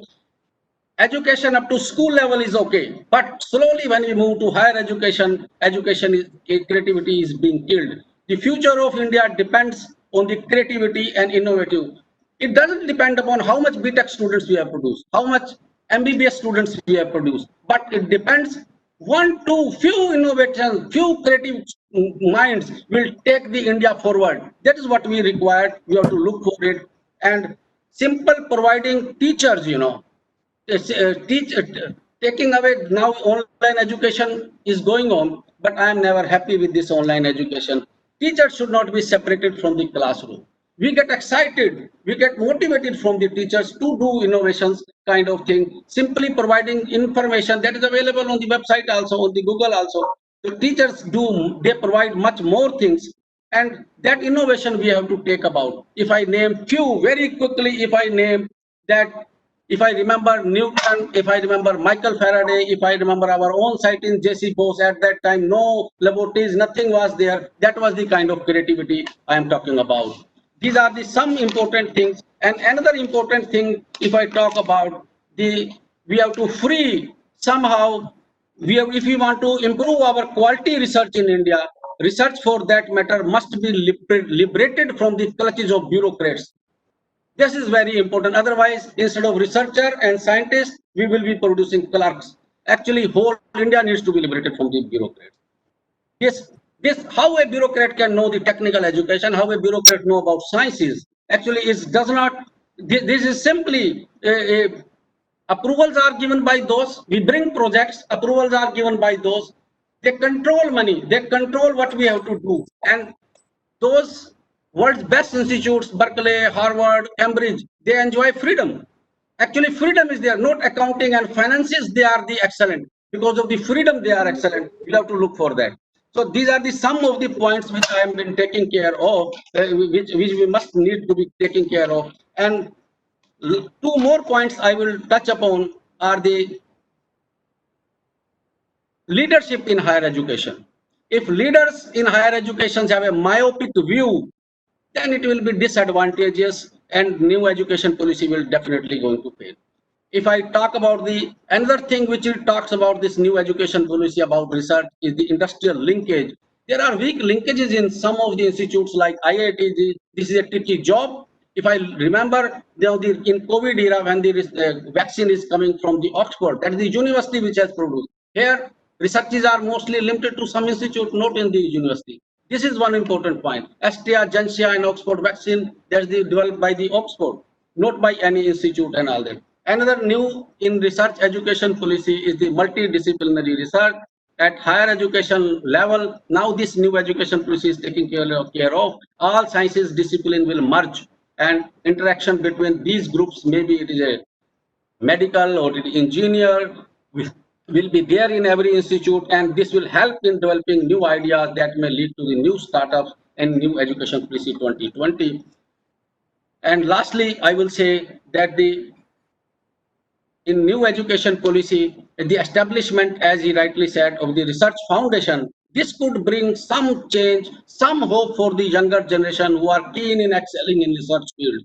One of the goal of NRF is to recognize outstanding research progress achieved, and the funding and mentoring across the different subjects and prizes and small seminars, everything will be monitored. But I hope if this NRF is again monitored by those committees, by taking the peer groups which are excellent in their researches. And with these words, thank you very much.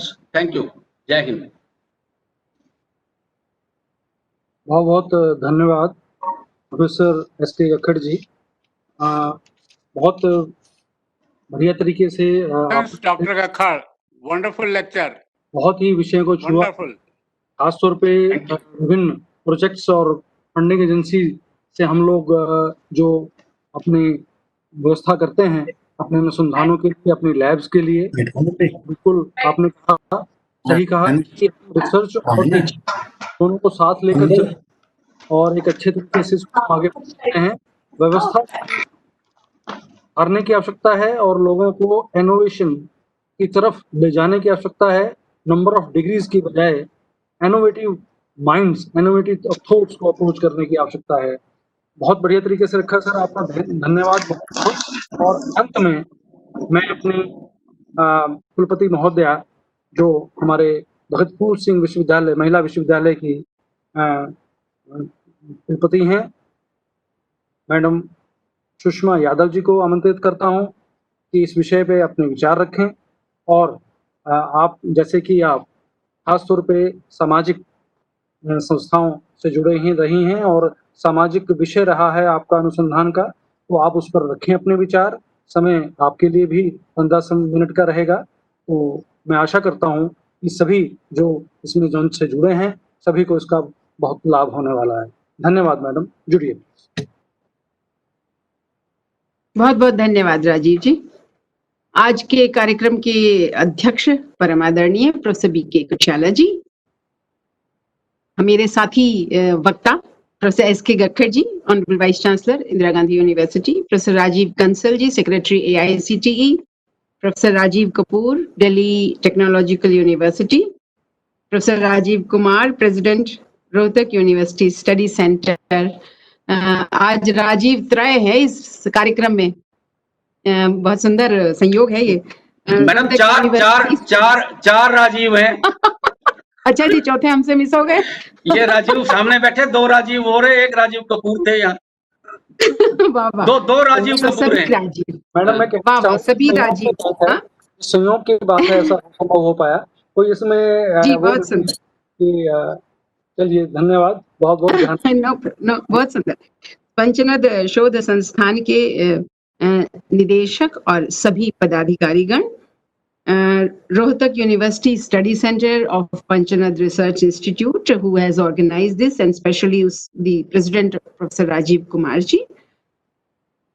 इस कार्यक्रम से जुड़े हुए आदरणीय सीताराम जी व्यास जी, ओम अग्रवाल जी, सभी मेरे साथी माननीय कुलपतिगण, सभी आदरणीय विद्वज्जन, समाजसेवी, राष्ट्रप्रेमी, बुद्धिजीवी समुदाय जो आज इनसे जुड़ा है, और शोधार्थी, विद्यार्थी, शिक्षक समुदाय, सबको नमस्कार। और सबसे पहले मैं बधाई देना चाहती हूँ पंचनद शोध संस्थान को और उसके रोहतक विश्वविद्यालय के अध्ययन केंद्र को, विशेष तौर पर राजीव जी को, कि आपने एक बहुत सुंदर विचार गोष्ठी का आयोजन किया है। और ये विचार गोष्ठी इसलिए आवश्यक है, जैसा अभी हमारे साथी राजीव कुमार जी कह रहे थे, the ideas lab are as important as the Atal Tinkering labs. You know, technology labs must go with idea labs. Bharat ने कुछ वर्षों से, और आपने मुझे जो विषय दिया है उसके लिए तो मैं आपकी बहुत ही आभारी हूँ, क्योंकि मैं समझती हूँ आने वाला समय समाज विज्ञानों का समय होगा। और विज्ञानों से हम बहुत खेल चुके हैं, लेकिन विज्ञानों से समस्याएं उतनी नहीं सुलझ पाई हैं जितनी सुलझनी चाहिए थी। और जैसा प्रायः कहा जाता है, technology is a bad master also.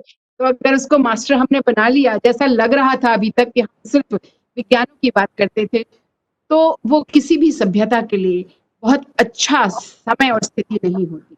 और अब मुझे लगता है पूरा विश्व इसे पहचान रहा है। तो समाज विज्ञानों में भी मूल समस्याएं तो वही हैं। यहाँ फंडिंग की समस्या और भी अधिक थी, जो अभी तक हमारे यहाँ विज्ञानों में नहीं थी। लेकिन जैसे राजीव कुमार जी ने कहा और गक्खड़ जी ने उसको और मजबूत किया कि हम अपने रिसोर्सेज को शेयर ही नहीं करना चाहते हैं। My lab, my project, my study, my idea, उनमें हम इतने उलझे रहते हैं कि हम उनसे बियॉन्ड समाज और राष्ट्र की बात सोचना भूल गए। और वो इसलिए भूल गए क्योंकि हम जिस कॉलोनाइजेशन की शिक्षा से कॉलोनाइज हुए थे, जिसको हम डीप कॉलोनाइजेशन कहते हैं, हमारे लिए हर श्रेष्ठ वस्तु वही थी जो अमेरिका, इंग्लैंड, जर्मनी या यूरोप के किसी देश से आती है। अभी भी हमारे विचारों में सबसे पहले जब बेस्ट इंस्टीट्यूट आते हैं या बेस्ट विश्वविद्यालय आते हैं तो हमारे विचार में ऑक्सफोर्ड जो भी मतलब विदेशी विश्वविद्यालय हैं बहुत कुछ समय से, और इस शिक्षा नीति में जब बात आई है तब हम याद करने लगे हैं नालंदा और तक्षशिला जैसे विश्वविद्यालय, जो उन विश्वविद्यालयों से भी कहीं विस्तृत और कहीं अधिक उदार थे। तो मैं समझती हूँ समाज विज्ञानों की इस शिक्षा नीति में एक बार फिर से पुनर्स्थापना हो रही है, परंतु फिर भी इस समय का प्रभाव इतना अधिक है कि जब राष्ट्रीय शिक्षा नीति में आप शोध वाला चैप्टर जिसकी बात आपने की, वो 17वां अध्याय है, उसमें सबसे पहले जब उन्होंने कहा है कि कौन से क्षेत्र अनुसंधान के लिए आवश्यक हैं, तो वह भी वही जलवायु परिवर्तन, जनसांख्यिकी, गतिशीलता और प्रबंधन, जैव प्रौद्योगिकी, डिजिटल बाजार का विस्तार, मशीन लर्निंग, कृत्रिम बुद्धिमत्ता, यानी वहां अभी भी प्राथमिकता वही है क्योंकि हमारे सामने वही विचार हैं। और मैं समझती हूँ कि यदि हम अनुसंधान को अपने समाज की समस्याओं से जोड़ना चाहते हैं, जैसा नीति आयोग चाह रहा है, जैसा राष्ट्र चाह रहा है, जैसा हमारा समाज चाह रहा है, तो हमें इन समस्याओं या इन कंसेप्ट्स जो हमारे सामने अब तक रख दिए गए हैं, जो क्षेत्र हमारे सामने रख दिए गए हैं, उनसे भी बाहर निकलकर सोचना पड़ेगा। और इस देश में जो प्रतिभा का एक बहुत बड़ा विस्तृत समुद्र हमारे सामने है, प्रतिभा पूल कह रहा है राष्ट्रीय शिक्षा नीति, क्योंकि ये शायद वहां भी अनुवाद की समस्या है। मैं देख रही हूँ बहुत सारे उसमें ऐसे शब्द हैं जो बहुत उचित शब्द नहीं है हिंदी के उसके अनुवाद में। तो भी जो ज्ञान समाज भारत सदैव रहा है, जो वेद उपनिषद का समाज भारत था, वह समाज विज्ञानों में एक बार पुनः स्थापित करने की आवश्यकता है। और इसलिए हमें उस दृष्टि से सामाजिक विषयों को देखना पड़ेगा। समाधान तभी निकलेंगे जो राजीव कुमार जी और नीति आयोग वर्षों से कह रहा है कि समाज विज्ञानों में वो शोध नहीं हो रहा है जिससे हमारी समस्याओं का समाधान हो सके। और आगे जाकर ये जो शिक्षा नीति का हमारा डॉक्यूमेंट है वो भी यही कहता है कि भारत को सामाजिक चुनौतियों के समाधान करने की आवश्यकता है, लेकिन फिर भी वो उन्हीं बुनियादी चीजों तक रहते हैं जैसे सभी नागरिकों के लिए पानी पीने की स्वच्छता, पीने के पानी की स्वच्छता, गुणवत्तापूर्ण शिक्षा, स्वास्थ्य सेवा, बेहतर परिवहन, गुणवत्ता वायु, बिजली और बुनियादी चीजों की पहुंच। मैं इससे आगे कहती हूँ, इन तक तो हम पहुंच पाएंगे, लेकिन इन तक हम तब पहुंच पाएंगे जब हम समाज विज्ञानों और समाज की समस्याओं को अपनी दृष्टि से देखना आरंभ करेंगे।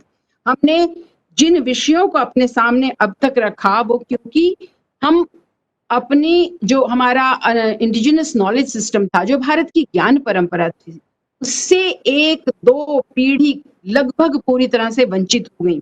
इसलिए जो समाज विज्ञान है उसमें राजनीति विज्ञान, अर्थशास्त्र, समाजशास्त्र, दर्शन शास्त्र, जातीय विज्ञान, मानव शास्त्र, प्रबंध शास्त्र, विधि शास्त्र, इतिहास और लोक प्रशासन इत्यादि सभी विषय उसमें आते हैं और उससे जुड़े हुए हैं। उनमें हमारी अवधारणाएं ही बदल गई, हमारी संकल्पनाएं मात्र वो रही जो अंग्रेजों ने हमारे सामने रख दी, और चाहे वो हमारी विशिष्टताएं थी, लेकिन उन्होंने हमारे सामने उनको समस्याओं के रूप में रख दिया। और हम इतना घबरा गए उनके ज्ञान व्यवस्था से कि हम अपनी पद्धतियां भूल गए। अब हम ये कहते हैं कि या तो हिस्टोरिकल पद्धति है या एम्पिरिकल पद्धति है, और उन्हीं पद्धतियों को दोहराते रहते हैं। हम मीमांसा पद्धति भूल गए, हम अपना अनुभववाद भूल गए। उसको समाज विज्ञानों में लाने की आवश्यकता है। हमारे कंसेप्ट्स हमें बदलने होंगे। उन्होंने हमारे सामने रख दिया जेंडर पर स्टडी करो, कास्ट पर करो, फैमिली पर करो, राज्य पर करो, प्रकृति पर करो, सेकुलरिज्म या पंथ निरपेक्षता और उसको धर्म निरपेक्षता मान लिया हमने वर्षों तक, उन पर करो। रिलीजियस बिलीफ्स, धर्म को जिस अर्थ में हमें समाज विज्ञानों में समझना चाहिए था तो हमारे कर्तव्य जागृत रह पाते, उसको हम भूल गए। फिर से मुझे लगता है इस शिक्षा नीति के माध्यम से और जो उदार शिक्षा का पर्यावरण हम इस शिक्षा नीति के माध्यम से स्थापित करने वाले हैं विश्वविद्यालयों में, उनके माध्यम से हमें अपनी सामाजिक परंपराओं को देखना होगा। इसलिए असमानता का उदय हम ग्रोस डोमेस्टिक प्रोडक्ट से या ग्रोस डोमेस्टिक इन्वेस्टमेंट से ढूंढें, वो ठीक नहीं होगा। असमानता का उद्देश्य का जो हमारे कारण हैं वो भिन्न हो सकते हैं यूरोप के कारणों से। उन कारणों को हमें खोजना पड़ेगा। क्या हो गया कि हमने राज्य और संस्थाओं में विश्वास खो दिया। इस विश्वास की परंपरा को हमें फिर से रिसर्च करनी होगी। और एक अपैथी जो आ गई, लोकतंत्र में कभी भी राज्य के प्रति उदासीनता समाधानों को खोजने में सहायक नहीं हो सकती। इस विश्वास को और विश्वस्तता जो समाज और राज्य की संस्थाओं की है, उसे हमें फिर से अपने सामाजिक अध्ययनों में लाना होगा। और अब इवैल्यूएशन ऑफ पॉलिसीज की बात हम करते रहे हैं, पब्लिक पॉलिसीज की बात जो विजय कुमार जी कर रहे थे, और समाधानों की बात जो गक्खड़ जी ने ज्ञान विज्ञान के माध्यम से की, वो सब जुड़ी हुई हैं। ये समाधान निकलेंगे तभी जब हम अपनी समस्याओं को अपनी दृष्टि से समझ पाएंगे और फिर उसी पर्यावरण में उसके समाधान खोजने का प्रयास करेंगे।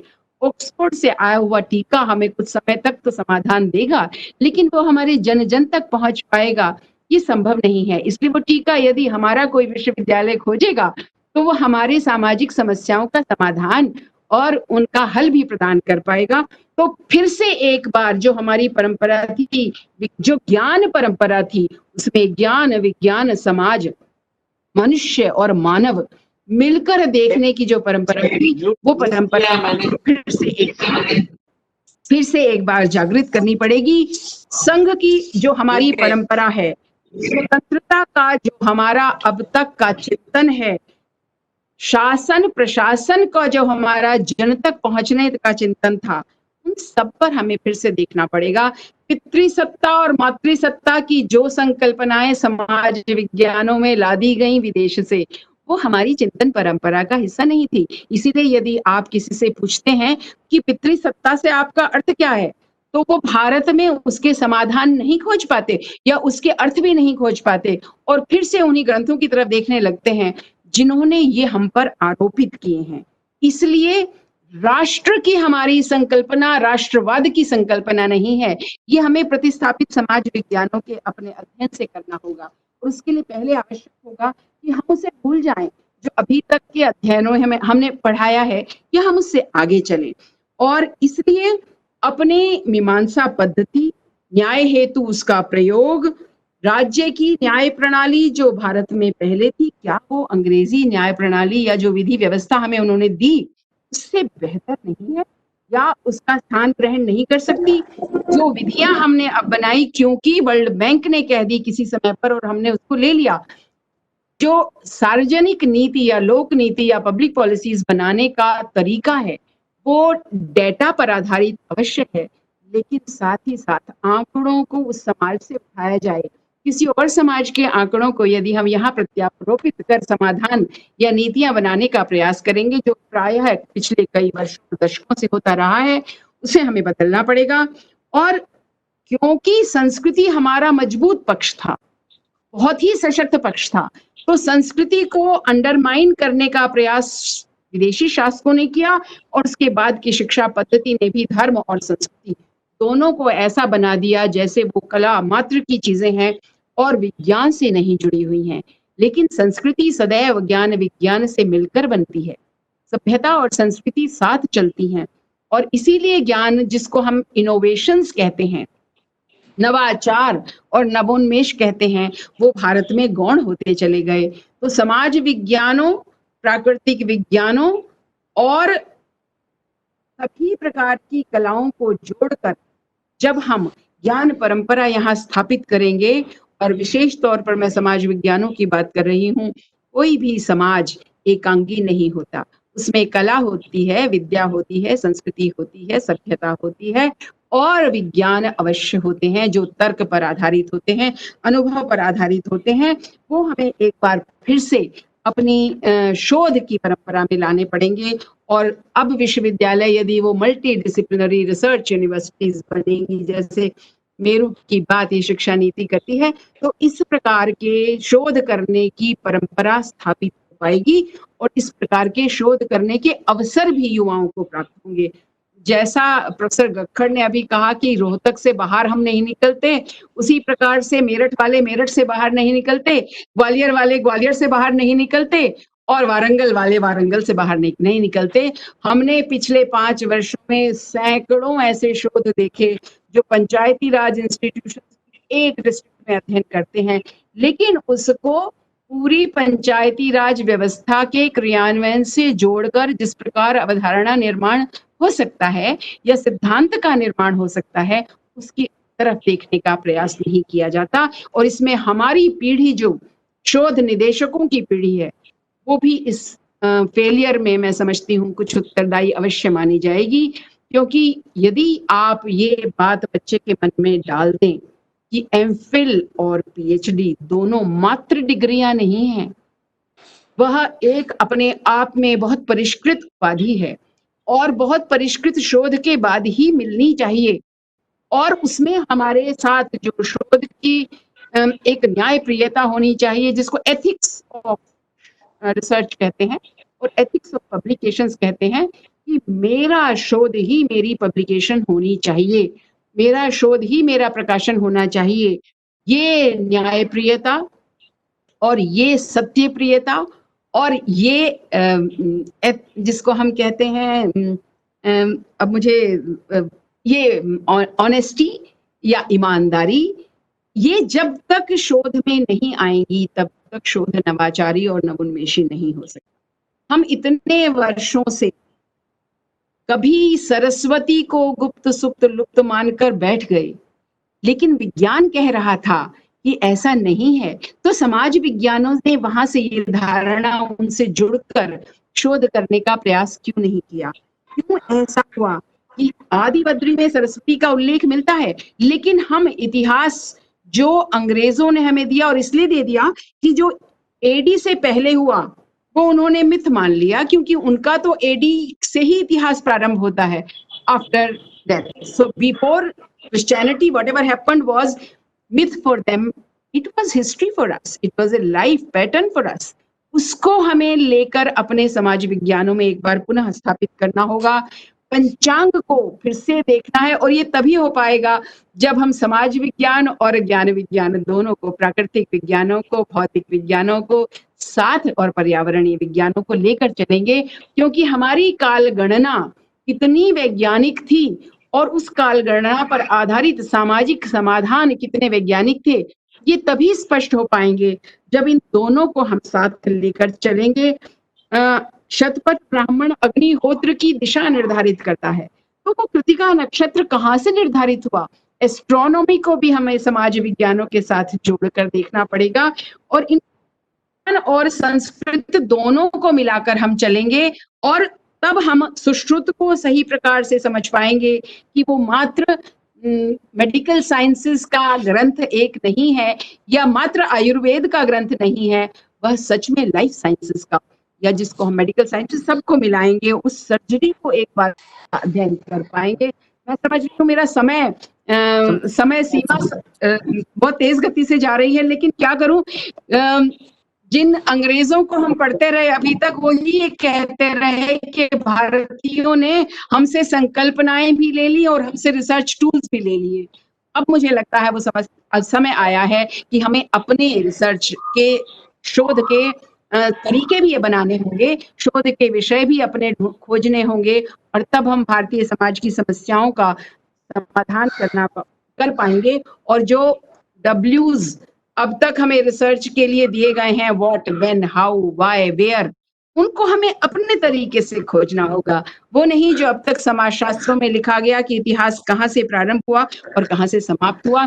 तो गणित, तर्क, मीमांसा, न्याय, राजनीति विज्ञान, अर्थशास्त्र, समाजशास्त्र, इन सब को नई शिक्षा नीति में दिए गए समग्र अध्ययन का जो पैराडाइम हमारे सामने आया है, जो एक मापदंड हमारे सामने नए बनाने होंगे, तब मुझे लगता है विभिन्न विश्वविद्यालय और संस्थान मिलकर इन नए विषयों को प्रतिस्थापित करेंगे, तो भारतीय ज्ञान परंपरा भी स्थापित होगी और हमारी सामाजिक समस्याओं के सही समाधान, तर्कपूर्ण समाधान हमें प्राप्त होंगे, जिनकी इस राष्ट्र को आवश्यकता है। और तब हम राष्ट्रवाद नहीं, राष्ट्र की जो राष्ट्र का अस्तित्व है और राष्ट्र का जो हमारे सामने परिकल्पना है, उसको पुनः स्थापित कर पाएंगे।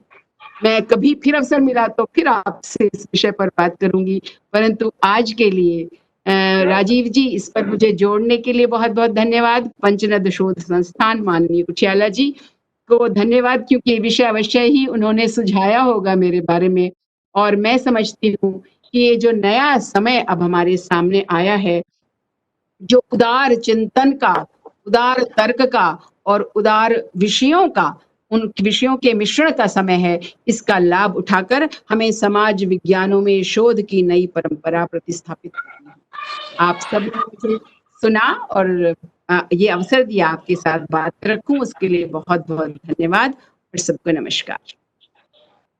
जो हमारे निदेशक हैं पंचनद शोध संस्थान, हमारे वंदनीय प्रोफेसर विजय किशोर कुठालिया जी से मैं निवेदन करूंगा कि अपना अध्यक्षीय शब्द दें इसके के ऊपर और हमें आशीर्वाद के रूप में। धन्यवाद।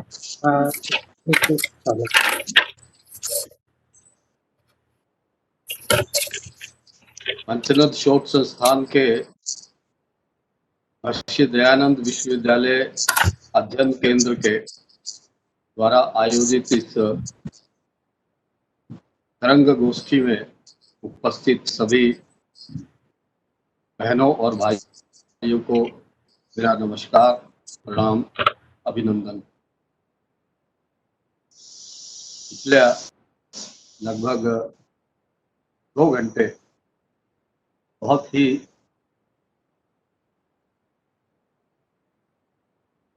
उपयोगी ज्ञान हमको प्राप्त हुआ, बहुत उपयोगी सामग्री प्राप्त हुई और राजीव कपूर जी ने तो अनेकों उदाहरण देकर ऐसा बताया कि किस प्रकार से हम समाज की समस्याओं से संबंधित रिसर्च करके, खोज करके, इन्वेंशन करके हम सब अपने संस्थाओं को, अपने विद्यार्थियों को, अपने शोधकर्ताओं को समाज से जोड़ सकते हैं। चाहे वो रोबोटिक्स के द्वारा नाले को सफाई करने का काम हो या ई रिक्शा का कंट्रोलर अपना भारत में ही बनाने की का प्रयास हो, और भी कई उदाहरण उन्होंने दिए जो कि उदाहरण भी हैं हमारे लिए और अनुकरणीय भी।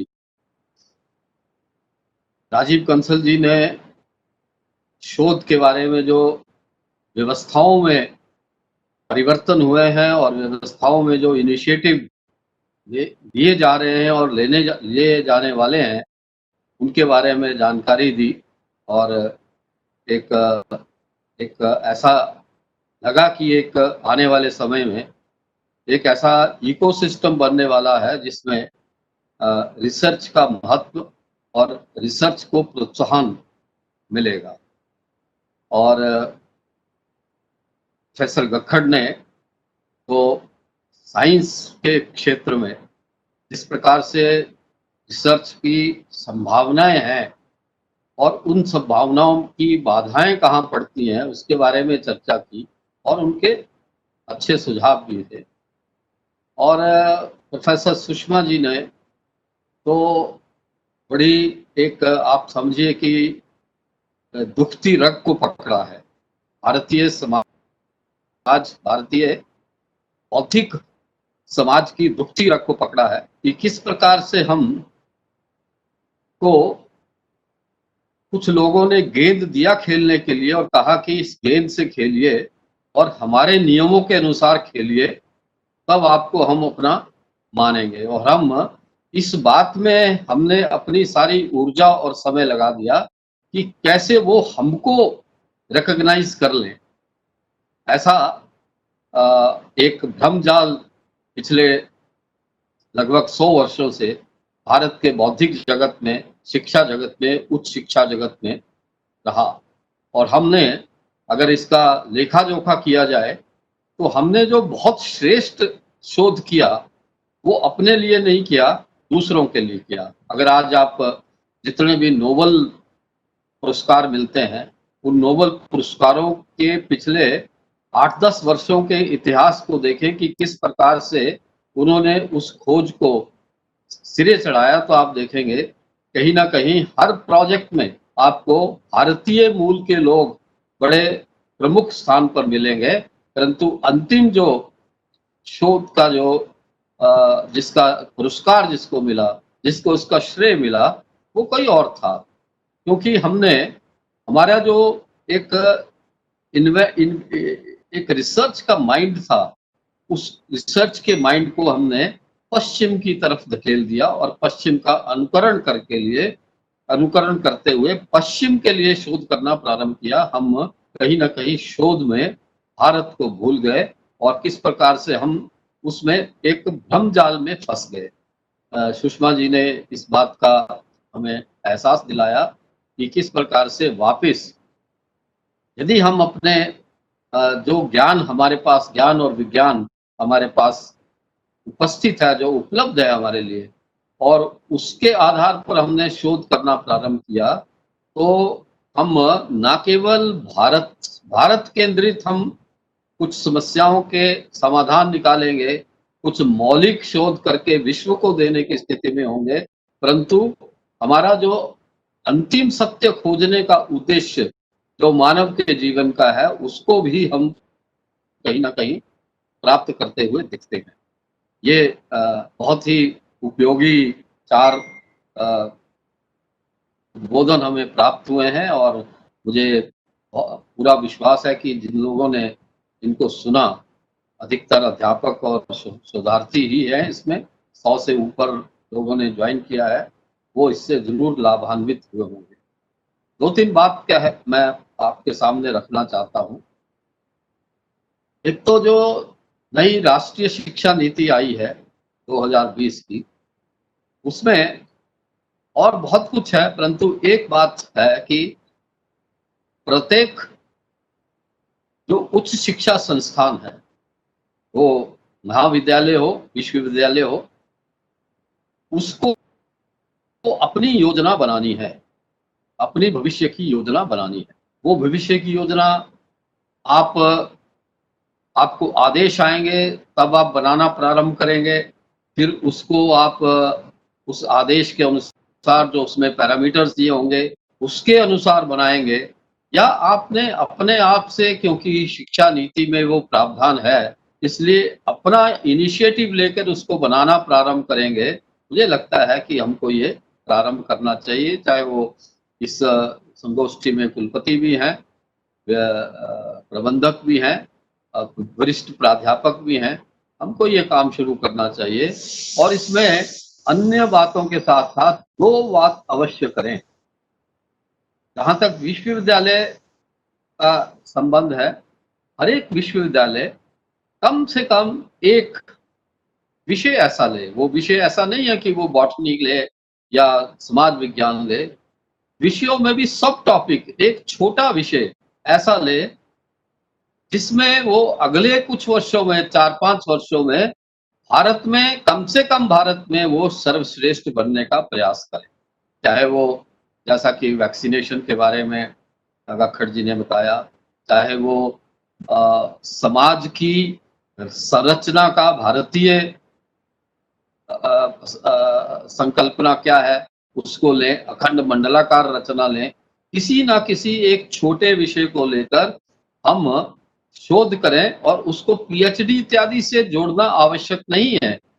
उसको हम हर एक विश्वविद्यालय जो है वो शोध अलग से करना प्रारंभ करे और शोध को प्रोजेक्ट्स के रूप में ही ले, परंतु प्रोजेक्ट्स के अतिरिक्त भी शोध करना प्रारंभ करे और एक विषय, आधुनिक विषयों में से किसी एक विषय पर स्पेशलाइजेशन, जो उसमें लीडिंग रिसर्च इंस्टीट्यूट के जिसकी पहचान बने, ऐसा हम सबको करना चाहिए। आप सबको ज्ञात होगा कि हरियाणा राज्य उच्च शिक्षा परिषद ने इसको 1.5 साल पहले हर एक विश्वविद्यालय से इसके लिए आग्रह किया है और बड़ी खुशी की बात है कि हर एक विश्वविद्यालय ने, चाहे वो राज्य पोषित विश्वविद्यालय हो या निजी विश्वविद्यालय हो, सबने एक एक विषय को चुना है। अब उन विषयों पर काम करने का समय आ गया है। इसी के साथ साथ जैसा कि सुषमा जी ने सुझाया है हमको अपनी भारतीय ज्ञान परंपरा में से भी किसी एक विषय को लेकर अपने को सर्वश्रेष्ठ बनाने की आवश्यकता है। वो कोई ग्रंथ हो सकता है, कोई कॉन्सेप्ट हो सकता है, किसी ऋषि के जीवन और उसके कृतित्व पे हो सकता है, ऐसा कुछ करने की आवश्यकता है। ये सब हम करें। जिन कॉलेजेस में पोस्ट ग्रेजुएशन भी है, उनको भी इसमें से थोड़ा थोड़ा कुछ करने का प्रयास करना चाहिए कि हम अगले वर्षों में जब अपनी योजना बनाए, राष्ट्रीय शिक्षा नीति के अंतर्गत जब अपने कॉलेज की योजना बनाए, तो उसमें शोध का भी नाम लें, शोध का भी प्रावधान करें और शोध को प्रोत्साहित करने का भी काम करें। ये 2 चीजें मुझे लगता है कि करने की आवश्यकता है। दूसरी बात जो है वो हम सबको जो सामूहिक रूप से करने की आवश्यकता है कि हमारा जो अध्यापक है, विशेषकर जो युवा अध्यापक है, जो प्रौढ़ अध्यापक है, उनको रिसर्च के बारे में जो दृष्टि है उसमें थोड़ा सा परिवर्तन कराने की आवश्यकता है। मुझे लगता है कि हमें ओरिएंटेशन प्रोग्राम करने चाहिए इसके विषय में, और किस प्रकार से शोध की आवश्यकता क्यों है, शोध करने के विधियां क्या हैं, और विश्व में शोध किस प्रकार का हो रहा है और उसको भारत के अनुरूप करने का क्या एक मार्ग हो सकता है। और इसका उद्देश्य ये होना चाहिए कि हमारे में से कुछ प्राध्यापकों को शोध का पैशन क्रिएट करें, शोध का जुनून पैदा करें, और वो ऐसा जुनून पैदा करें, ऐसा एक पैशन बने कि हर हालत में शोध करना ही है और उस विषय को आगे बढ़ाना ही है।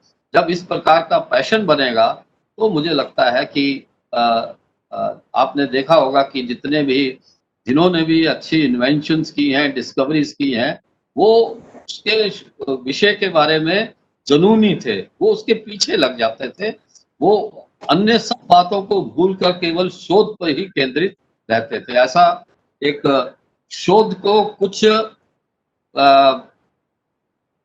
बौद्धिक वर्ग के लोगों को पैशन बना करके चलाने का एक कार्य करने की आवश्यकता है। एक मुझे लगता है 2 बातें कहकर अपनी बात समाप्त करूंगा कि ये कहा गया कि CSR फंड से हमको रिसर्च करनी चाहिए। क्यों CSR से ही क्यों करें? हर एक इंडस्ट्री में रिसर्च एंड डेवलपमेंट फंड क्यों ना हो? CSR से अतिरिक्त रिसर्च एंड डेवलपमेंट फंड क्यों ना हो? CSR भी ठीक है, परंतु इसके अतिरिक्त हर इंडस्ट्री में, क्योंकि जब हम शोध करेंगे, जब चाहे वो CSIR की लैब्स में हो, चाहे वो बायोटेक्नोलॉजी की लैब्स में हो, विश्वविद्यालयों की लैब्स में हो, जो शोध होने वाला है और जो उस इंडस्ट्री से रिलेटेड शोध है, उसका लाभ तो इंडस्ट्री को मिलने वाला है। इसलिए हर इंडस्ट्री में रिसर्च एंड डेवलपमेंट का बजट हो और वो उस बजट को प्रोजेक्ट्स के अनुसार उसको करें। इसके लिए मुझे लगता है कि एक इंडस्ट्री यूनिवर्सिटी लिंकेजेस की में जब हम प्लेसमेंट्स की ज्यादा बात करते हैं और कोर्स करिकुलम की दूसरे लेवल पे बात करते हैं, हमको लगता है कि कहीं इस बात की भी उनको जानकारी देनी चाहिए कि अगर आप हमें शोध के कार्य में सहयोग देंगे तो आपको उसका रिटर्न मिलने वाला है, ऐसा बताना चाहिए। एक बात कही गई कि नॉलेज को वेल्थ में कैसे कन्वर्ट करें। इसकी आज की भाषा में कहा जाता है हाउ टू मोनेटाइज।